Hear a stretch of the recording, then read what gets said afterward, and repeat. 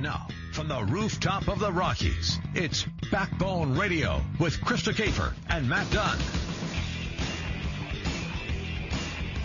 And welcome back to Backbone Radio. Matt Dunn and Krista Kafer. Really honored to be able to be with you this evening as we reach across Colorado. 710 KNUS, of course, 1460 KZNT down south out of Colorado Springs. And tell you, great pleasure to introduce our next guest into the program, a congressman from northern Arizona from the 4th District. It is a Dr. Paul Gosar, and like myself, he and I have a few things in common. He is a dentist, and he's practiced dentistry, if I recall, for 20-plus years down in Arizona. Representative Gosar, he's originally from Rock Springs, Wyoming, so he's not too far from actually here where we are speaking from. And he came into office in 2010. He won the election. The New York Times branded him a Tea Party candidate because he took on the incumbent Democrat Ann Kirkpatrick, and it was a very divided, very challenging primary that he went through in the Republican Party to get that nomination. Paul Gosar was successful. Then he went on to defeat the incumbent and became a congressman from northern Arizona, and just been following his progress, very proud of what he's been up to out in Washington, D.C. Without further ado, Paul Gosar, welcome to our program. Thanks, Matt. Thanks for having me on. Well, you bet. And as I said, great to have a dentist out there in Washington, D.C. And I might just have you, Coloradans might not know who you are, but if you could just, tell us a little bit about who you are and what you're up to out there in Washington, D.C. Absolutely. As you said earlier, I was born and raised in western Wyoming. I'm the first of 10 kids. Goodness sakes. Overachieving family. A number of Democrats and Republicans who are a divided family. So, we get different perspectives across the board. But I went to school at Creighton University in Omaha, Nebraska. Got my dental school there as well, and then moved out to Arizona where I practiced dentistry for 25 years and was very involved in dentistry in regards to my state society and national politics, in regards to patient-centered, patient-friendly type of healthcare and accountable care, Matt. When I ran, I was actually asked to run by my patients because they liked some of the things I stood for and some of the things that I was able to do by listening to people, something that a healthcare provider brings to the table, and incorporate those visions and ideas into a cohesive idea. So you're a big fan of Obamacare as a medical professional, I'm guessing. Absolutely. My patients weren't real happy with Obamacare. And to be frankly honest with you, Krista, is I wasn't happy with what I had before, and I didn't have to like what I saw here. I've been one that looks at a competitive model, very patient-friendly, patient-centered. I wanted to see the breakup of the monopoly of insurance industry. I wanted to see to be able to compare apples to apples when you purchase an insurance plan, and then that you were entitled to those benefits that you actually purchased. So I'm a very different individual when it comes to health care, but I want accountability, and it means we got to get back to the building blocks of what made our healthcare system great. Well, it's such a great asset to America to have somebody in there, to have leaders in there who do know a thing or two about healthcare. And there are a few of you, but only a scant few. I think most people actually went the law school route to Washington, D.C. But I might ask you, Congressman Paul Gosar, President Obama did a kind of a spike the football sort of a triumph dance this week when he talked about the 7.1 million people that have signed up for Obamacare. And he says that the debate is over on whether or not Obamacare is to be ended. He says it's here to stay. It's going to be the law of the land. So take that. How do you respond to President Obama's taunting, so to speak? Well, you have to take the president at his word that there were 7.1 million signups. We've never been able to see the data. That's problematic. You also have to start functioning and start looking at the data very carefully, Matt, as you understand, statistics. You can play statistics whatever you want with an unaided eye. There's almost 8 million people that lost their health care, and so a number of those followed the letter of the law to re-sign up. So a lot of those individuals also went into the Medicaid expansion. So there's a lot to be done here, and particularly when you look at the problems, with the future bailouts for the insurance industry. Humana is going to be asking for $450 million. That's hardly a success story when you're starting to look at applications and buying of insurance. There's a lot simpler ideas here, and we've just hit one crossroads of what the president thinks is success. There's going to be a lot more problems coming around the corner.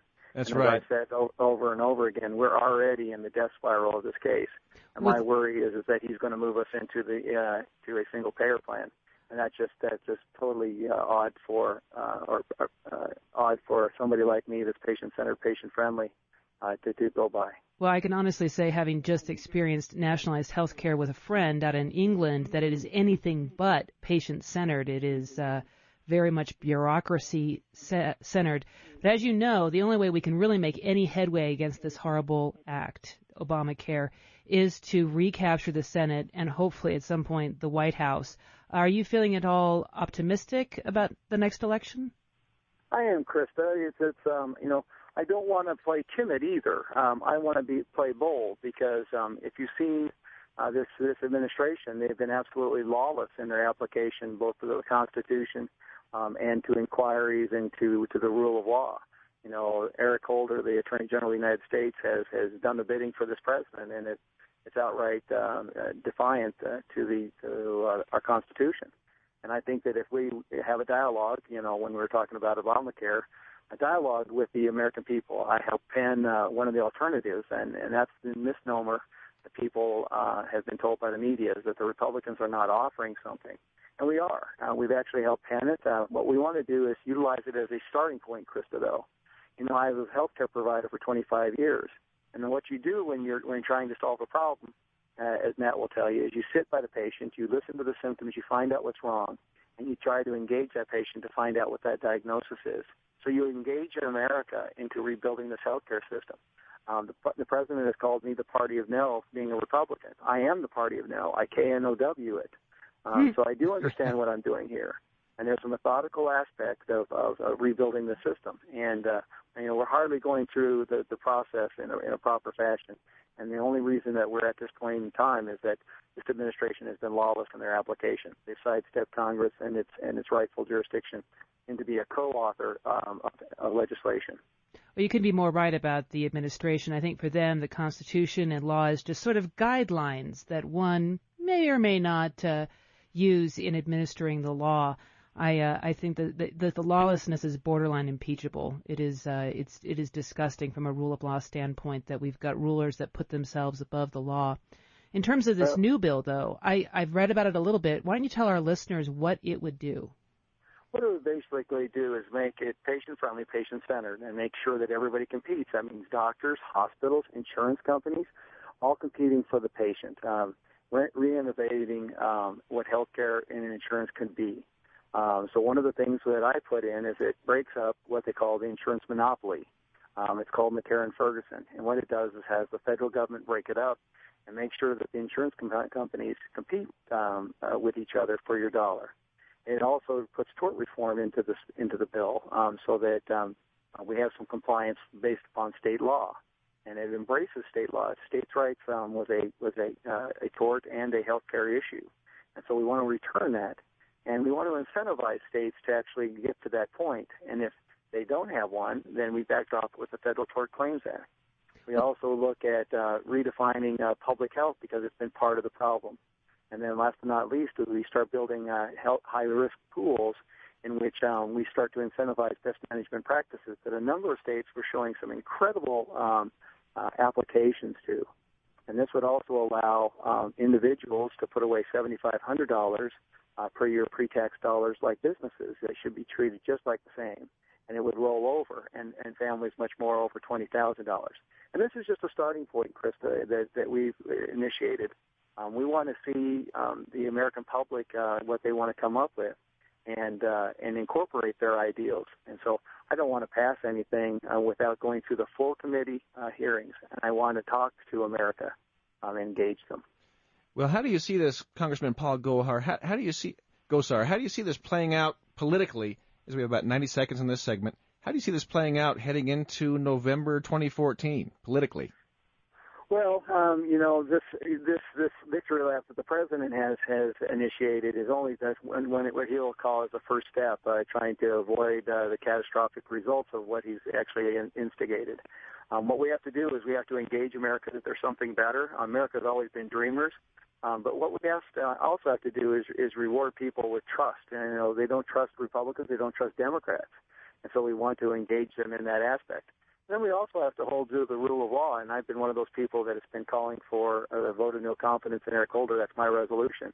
And make sure the president says, it's time for him to go. And it is an impeachable offense, something that we can make sure that this attorney general who's defied the rule of law over and over and over again goes by the wayside before this election cycle. Well, I'll tell you, we are talking with Congressman Paul Gosar of Northern Arizona, represents the 4th District. He's been in Congress for coming up on about 4 years now. He was the Tea Party candidate. He got in around 2010.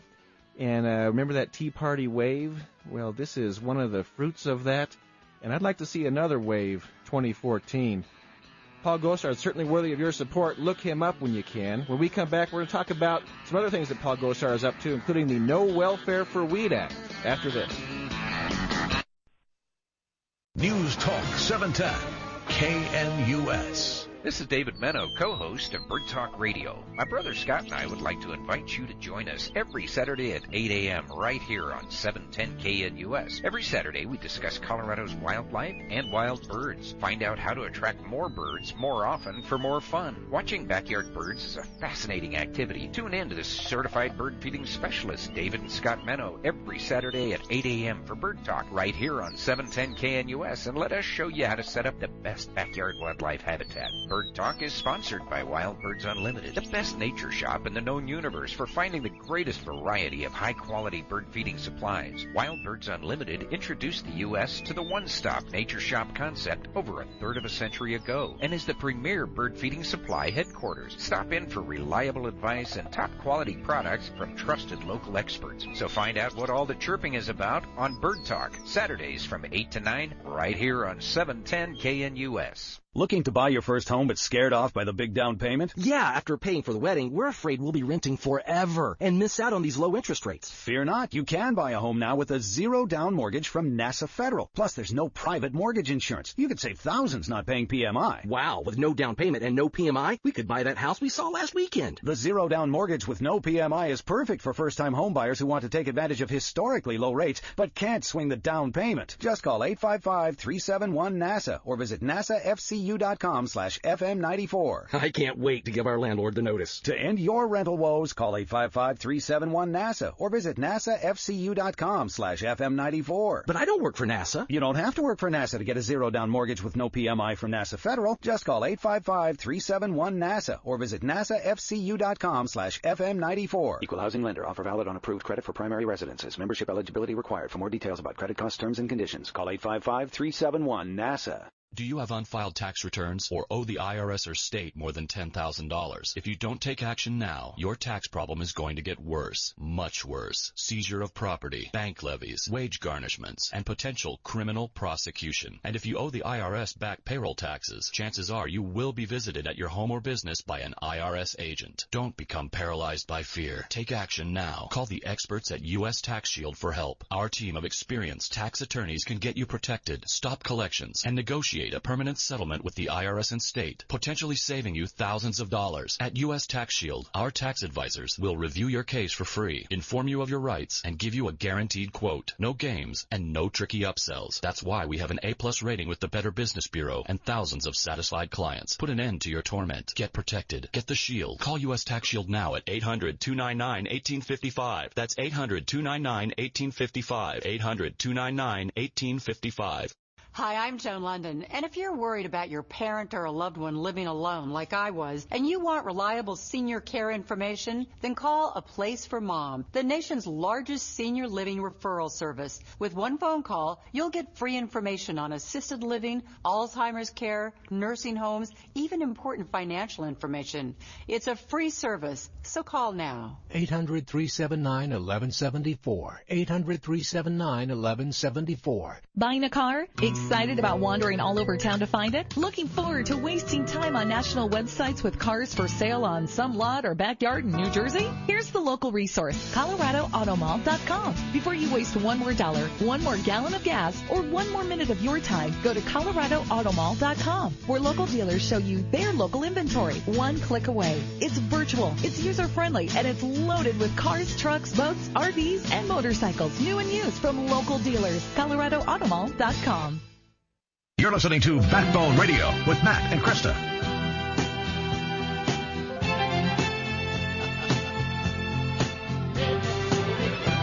All right, welcome back to Backbone Radio.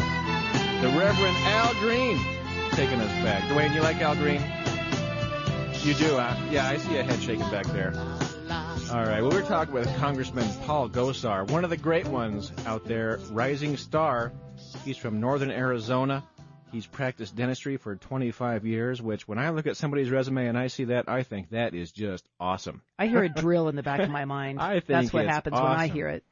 But now, regarding, say, budgetary issues, what we might call the waste, fraud, and abuse that might go on in Washington, D.C., President Obama has been pretty much on record as saying that there is no room for more cuts anywhere in the budget. Anywhere. You just can't cut anything in Washington, D.C. And he says he's looked, he's tried, he just can't do it, can't find it. I don't know. Congressman Paul Gosar, do you agree with that sentiment, or have you found maybe some avenues where things could be cut or made more efficient?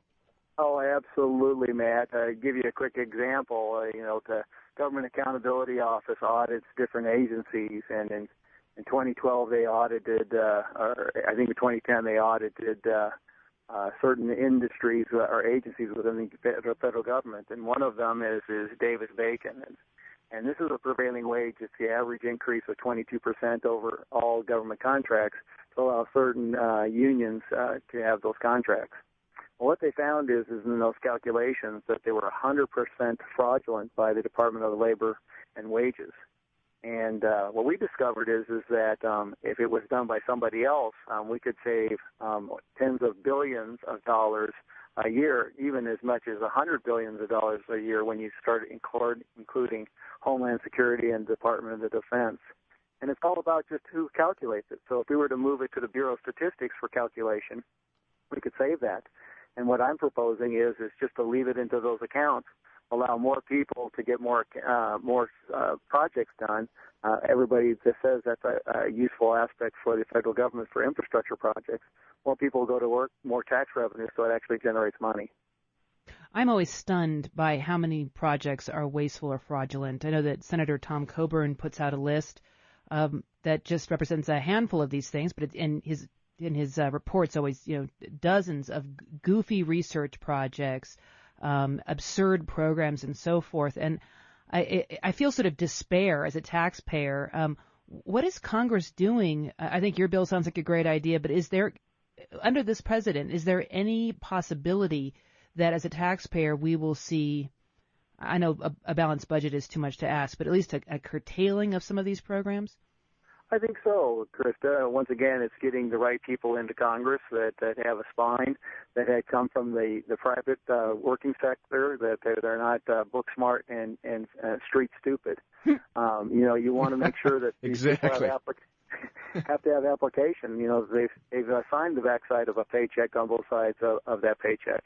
But there's opportunity. But America's willing and wanting somebody to stand up. They want their freedoms, but what they want to do is they want somebody to stand up and be counted. And I think that comes back with the rule of law, and I think that comes back with getting the Senate and the House and start pushing people. And it all comes back to what I think the Tea Party stands for, and that is accountability.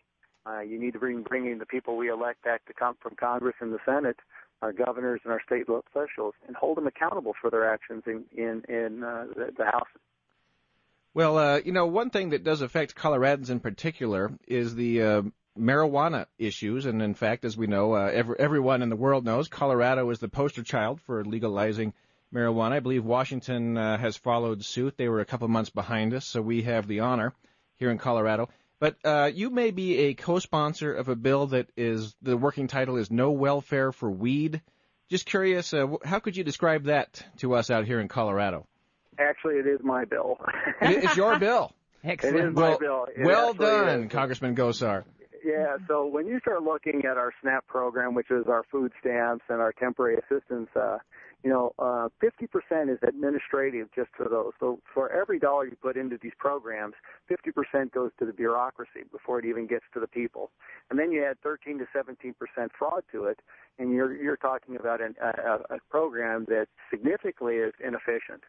And what happens is we want to make sure that these programs are efficient. They should be like other nonprofits, seeing how much of every dollar goes to where its constituents should be.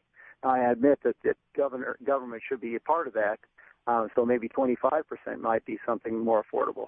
What we got to also stop is making sure that people aren't utilizing it in the wrong fashion.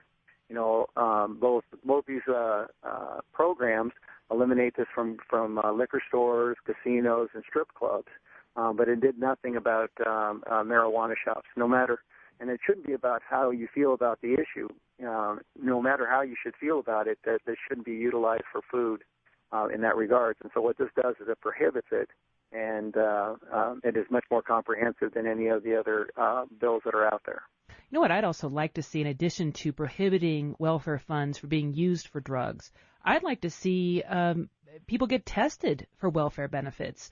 I'm not talking about Social Security and Medicare, but the other kinds of benefits that the federal government does, that the state government does, to essentially pay, very often, able-bodied people who in turn are using taxpayer funds to purchase and use drugs. I know that would be fairly controversial, but has anyone thought of doing that? Well, we actually did that, Krista. The House and Senate had actually agreed to allow states, if they wanted to do drug testing in order to get welfare, to allow it through. And the president actually removed that from the law. Once again, that lawless application of the right of law and building a bill that goes into a law with congressional support. Once again, that shows you that the broken record that I've become is that we've become lawless in Washington, D.C., and it starts with how the president breaks us up. I wonder what he's smoking. The Attorney General of the United States. Well, we had the great Tea Party wave of 2010, of which you were a part of with a courageous and well-fought campaign. Got out to Washington, D.C. Your patients probably miss you, though, in your office in Arizona, but they know that you're helping out in a different way. But do you see the Tea Party as staying strong here in 2014, or are some of the Tea Party skeptics that say that the Tea Party has seen its best days? Do you think that they have any point in making those claims? No, I discount them because, give me somebody that's motivated, that cares about our Constitution, that wants to be, in a land that has opportunity, that goes by the rule of law. I'll take them any day. They can outwork somebody 20 times over. And that's the passion is that, they want to get back to this accountable government, a smaller government, personal freedoms and personal accountabilities. And I think what ends up starting that movement again is the desire to get America dreaming again, that we can solve these problems. It just takes fortitude, and it takes application of upholding the rule of law. So I discount that, and I think if we play bold and true to our word, that's one of the things I want to do. Is I told people I would come out and see them, and I do. I live in a car. I have tons of coffees and open town halls, and freely accessible. There's no question that's beneath me. But the thing that you have to worry about is that I open it up to everybody. And before I'll answer your question, you've got to have a solution. And once you're ragging on an issue, I ask you, what's your solution? Because we need America to be incorporated and have skin in the game. Well, Congressman Paul Gosar, last 20 seconds. Do you have a website where our listeners might be able to follow you and, follow what you're up to? Absolutely. Gosar.house.gov. And that's GOSAR. Thank you very much, Congressman, for being with us this evening. Matt, thank you. And Chris, thank you very much.